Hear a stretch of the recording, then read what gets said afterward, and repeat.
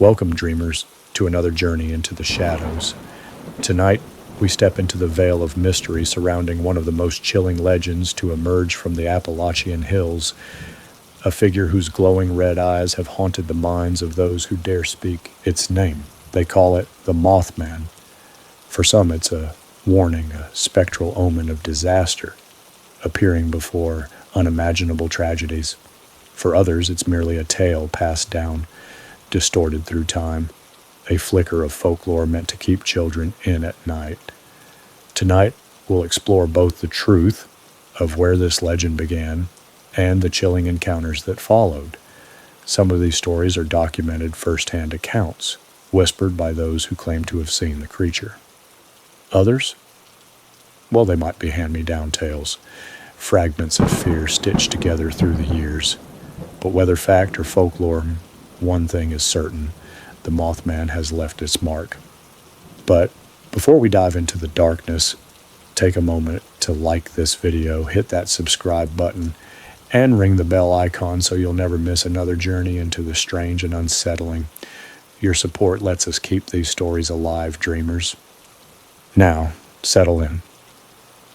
The shadows are eager to share their secrets as we begin where the legend first took flight, the small town of Point Pleasant, West Virginia, in the fall of 1966. The legend of the Mothman originates from a series of reported sightings in Point Pleasant, West Virginia during the late 1960s. One of the most notable encounters occurred on November 15, 1966, when two young couples, Roger and Linda Scarberry and Steve and Mary Mallett, claimed to have seen a large winged creature with glowing red eyes near an area known as the TNT area, a former World War II munitions plant. They described the creature as a slender, muscular man, about 7 feet tall with white wings. The couples reported that the creature followed their car, flying at high speeds and emitting a screeching sound. In the days following this initial report, additional sightings were documented. 2 volunteer firemen described seeing a large bird with red eyes, and a local contractor, Newell Partridge, reported shining a flashlight at a creature in a nearby field, noting that its eyes glowed like bicycle reflectors. Partridge also attributed strange television interference and the disappearance of his German Shepherd dog to the creature. These sightings culminated in a tragic event on December 15, 1967, when the Silver Bridge connecting Point Pleasant to Gallipolis, Ohio, collapsed during rush hour, resulting in 46 deaths. Some locals claim to have seen the Mothman on or near the bridge shortly before the collapse, leading to speculation that the creature's presence was an omen of the impending disaster. The Mothman legend has since become a significant part of Point Pleasant's cultural identity, inspiring books, a 2002 film titled The Mothman Prophecies, and an annual Mothman festival that attracts enthusiasts and tourists alike. The TNT encounter, a night of terror in Point Pleasant.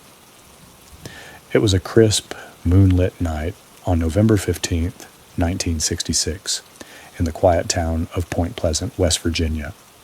The autumn air carried a slight bite, hinting at the winter to come. Roger and Linda Scarberry, newlyweds eager for a bit of adventure, decided to take a drive with their friends Steve and Mary Mallett.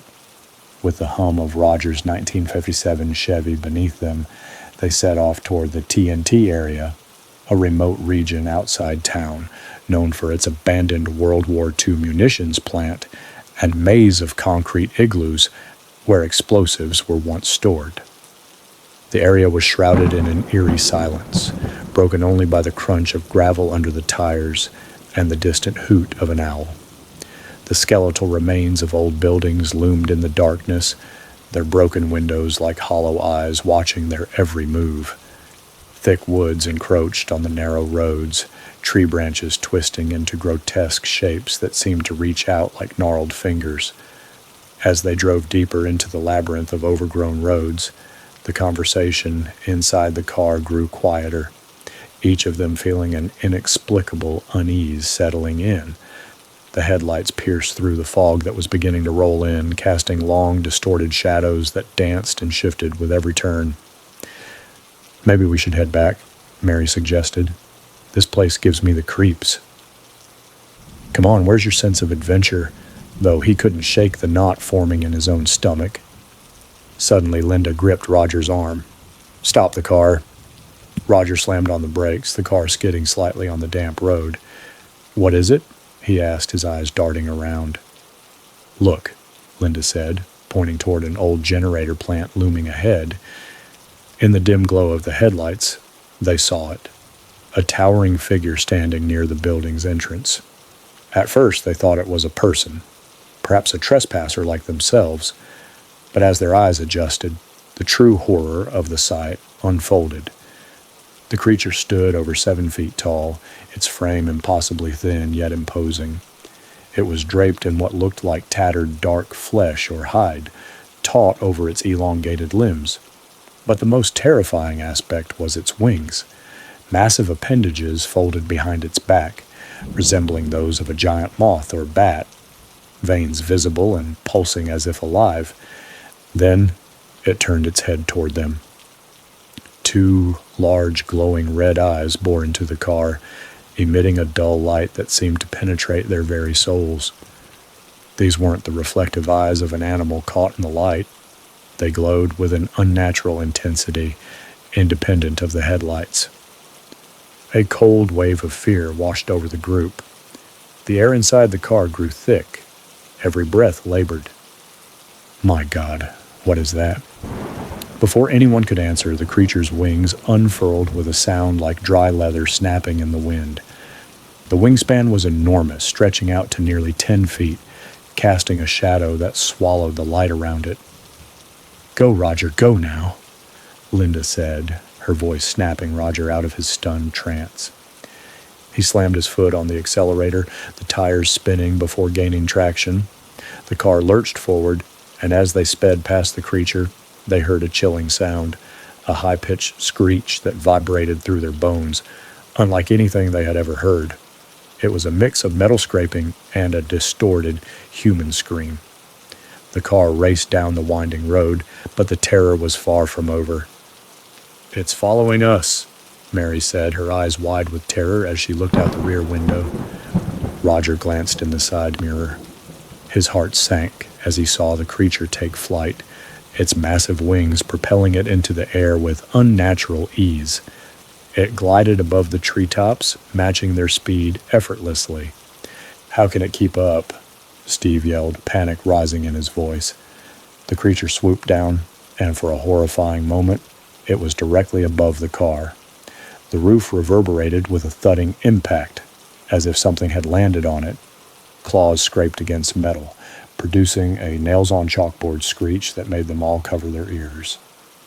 The headlights began to flicker, and the radio erupted into static, strange garbled voices intermingling with the white noise.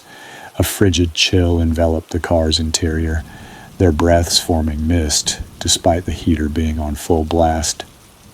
"What's happening?" Linda cried, tears streaming down her face. Roger's hands shook as he gripped the steering wheel. "Hold on, I'm not stopping." The creature lifted off the roof, only to appear alongside the car, gliding just outside Linda's window. She turned her head, coming face to face with those horrifying red eyes. They seemed to swirl and pulsate, drawing her in.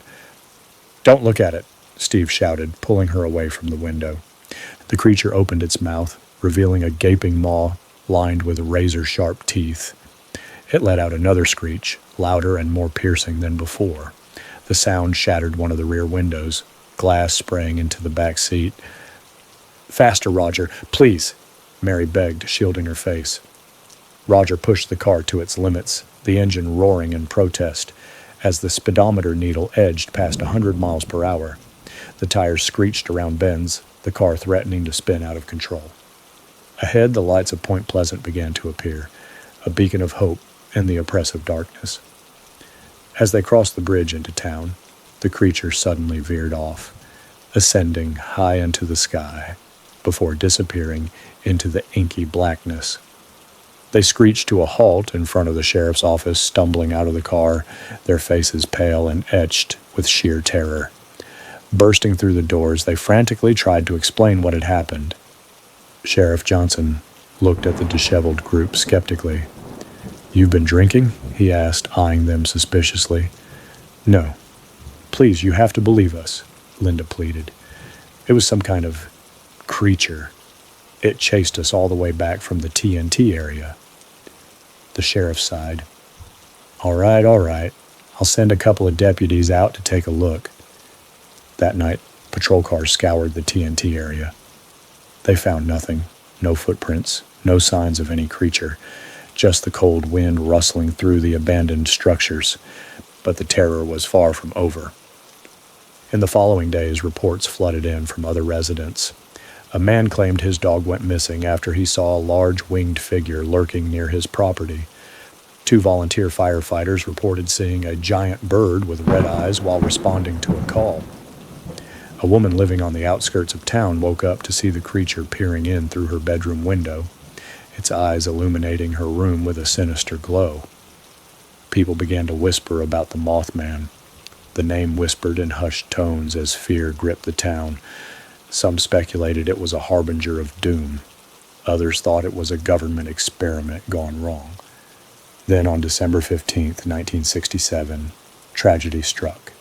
The Silver Bridge, packed with rush-hour traffic, collapsed without warning. 46 people plunged into the icy waters of the Ohio River. The town was plunged into mourning, the air heavy with grief. In the aftermath, stories emerged of sightings of the creature on or near the bridge in the days leading up to the disaster.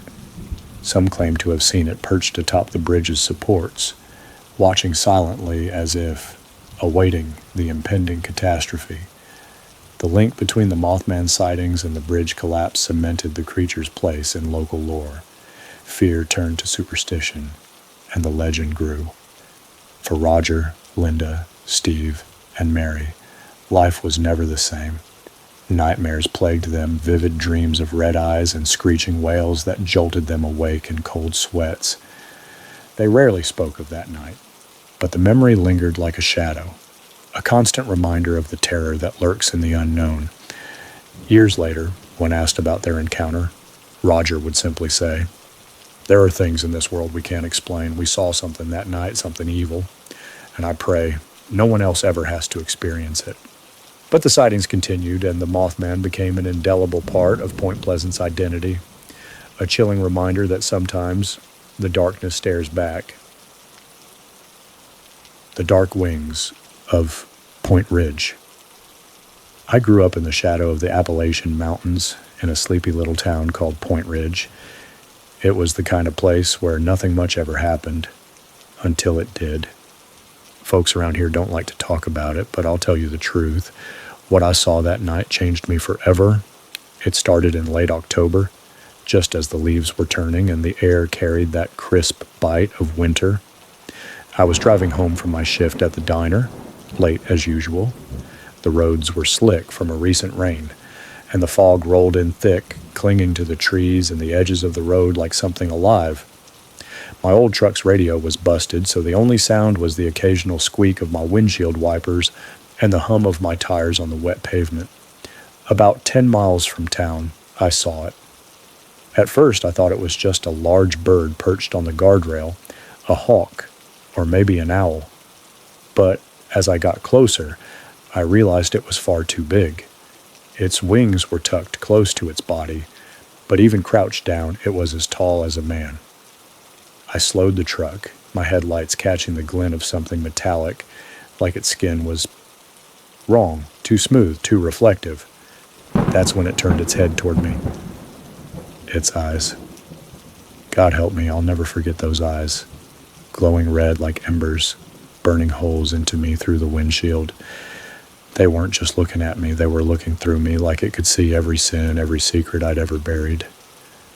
My stomach twisted, and for a moment I couldn't breathe. Then it stood up.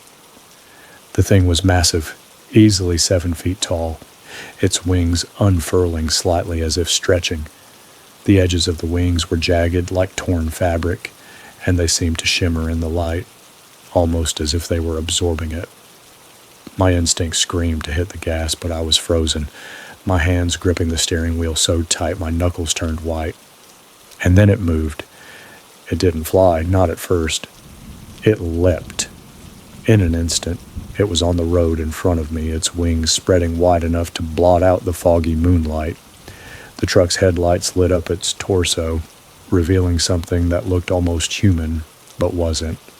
Its chest was broad, covered in a thin, almost translucent membrane that pulsed faintly, like the breathing of something alien. I swear I heard a low hum, a vibration that filled the air and made my teeth ache. It took a step toward me. Just one step. I don't know if it was a challenge or a warning, but it was enough to snap me out of my paralysis. I slammed the truck into reverse, my tires screeching as I backed down the narrow road. The thing didn't follow right away. It just stood there, watching, its eyes glowing brighter. Then it lifted off the ground, its wings flapping once, and it rose into the air with an unnatural silence. No bird that big should move that quietly. I floored it, heart pounding, the truck fishtailing as I sped back toward town. But even as I drove, I felt it, a weight pressing down on me, a sense of dread that clung to my chest like a second skin.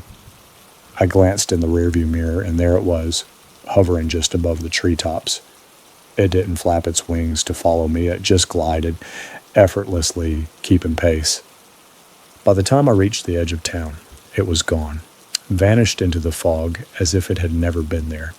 But I knew it was. I knew it was real. I didn't sleep that night. Hell, I didn't sleep much for weeks. I tried telling a few people what I saw, but no one believed me. Not at first. Then the story started. Mrs. Harper's dog went missing. A couple of teenagers swore they saw a giant bat by the old grain silo. And then there was the bridge collapse. It happened 2 weeks after my encounter. The old suspension bridge that connected Point Ridge to the neighboring town of Mill Creek gave out during rush hour. 15 people died, their cars plunging into the icy river below. Witnesses said they saw something on the bridge moments before it happened.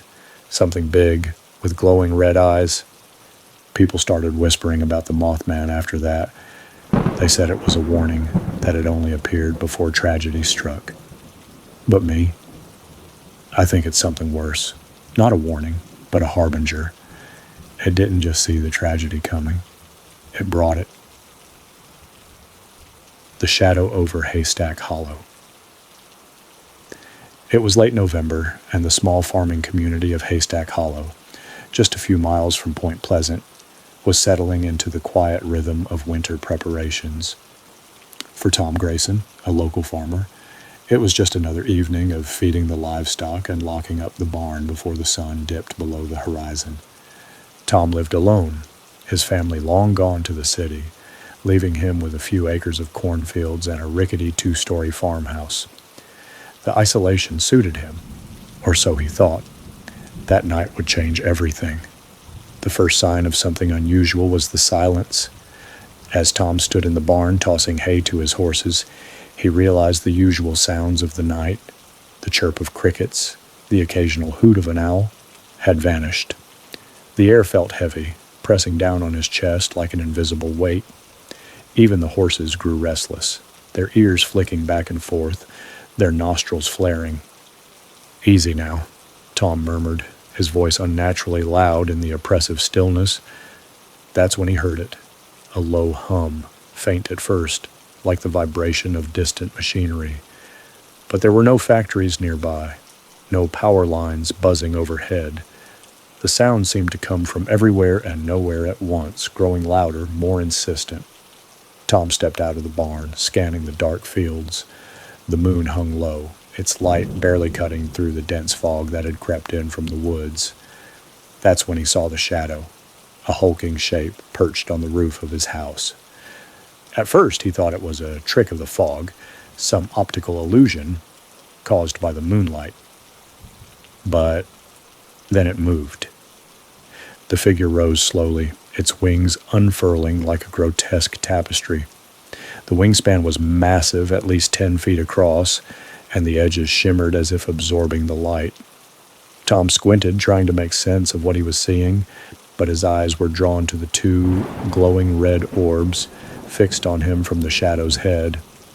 The eyes burned like embers, unblinking, piercing through the darkness. A primal fear rooted him to the spot. He wanted to run, to scream, but his body betrayed him. The hum grew louder, vibrating through his chest, rattling his teeth. Then the creature let out a sound, a sharp, metallic screech that echoed across the fields, freezing his blood. Tom stumbled backward, his foot catching on a loose rock. He hit the ground hard, the breath knocked out of him. When he looked up, the creature was gone from the roof. But it wasn't gone. A rush of wind whipped past him, and he caught a glimpse of the creature swooping low, its massive wings slicing through the fog like knives. It circled him once, its red eyes never leaving his. Then it landed, just a few yards away, its taloned feet crunching against the gravel driveway. The creature stood taller than any man Tom had ever seen, its body impossibly thin, yet radiating an unnatural strength. Its skin, or was it a kind of exoskeleton, gleamed faintly in the moonlight like polished obsidian, its head tilted as it regarded him, those glowing eyes narrowing slightly as if studying its prey. Tom scrambled to his feet, his heart pounding. "What do you want?" he shouted, his voice cracking. The creature didn't respond. It took a step closer, its wings rustling faintly. Tom took a step back, his boots slipping on the damp ground. He glanced toward the house, calculating his chances of making it inside, but deep down he knew it wouldn't matter. Whatever this thing was, it could reach him before he got halfway there. The creature took another step, and then it spoke. Not in words, not in a voice, but in his mind. Images flashed behind his closed eyes, visions of fire and destruction, bridges collapsing, towns swallowed by floods. He saw faces he didn't recognize, twisted in fear, screaming as the world around them crumbled. And always in the background, those red eyes watching, unblinking. When Tom opened his eyes, the creature was gone. The hum faded, and the oppressive weight lifted. For a moment, he thought he'd imagined it all, that maybe he'd hit his head and hallucinated the entire thing. But then he saw the barn. The roof had been torn apart, beams splintered as if a massive force had ripped through it. Inside, his horses were gone. Not dead, just gone. The stalls were empty, the air thick with a lingering scent of sulfur. Tom never saw the creature again, but the nightmares began that very night. Every time he closed his eyes, he was back in the field, staring into those glowing red eyes, hearing the metallic screech echo in his mind. Months later, when news of the Silver Bridge collapse reached Haystack Hollow, Tom wasn't surprised. He didn't know how, but he felt the two events were connected. The Mothman hadn't come to warn him, it had come to show him what was inevitable. To this day, Tom refuses to talk about that night. Those who know him well say he hasn't been the same since. He sold the farm, moved to a small apartment in town, and spends his nights staring out the window, waiting for something, someone that he hopes he'll never see again. And yet, ever so often when the fog rolls in and the wind carries an unnatural hum, Tom swears he sees the shadow of wings gliding over the rooftops and those terrible red eyes glowing in the darkness. And so, dreamers, we close the book on tonight's journey into the unknown. The legend of the Mothman lingers in the shadows, its glowing eyes a reminder that some mysteries refuse to be explained. Was it an omen, a harbinger of doom, or simply a tale, spun to keep us questioning what lurks in the dark? Perhaps the truth lies somewhere in the fog, just out of reach. Thank you for joining me on this chilling adventure. If you enjoyed tonight's stories, don't forget to like this video, subscribe, and ring the bell icon so you'll be ready when the next tale unfolds. Your support keeps the darkness alive, and I can't wait to guide you through more eerie tales and sinister whispers. Until we meet again, dreamers, keep your eyes open and remember, not everything in the dark is asleep.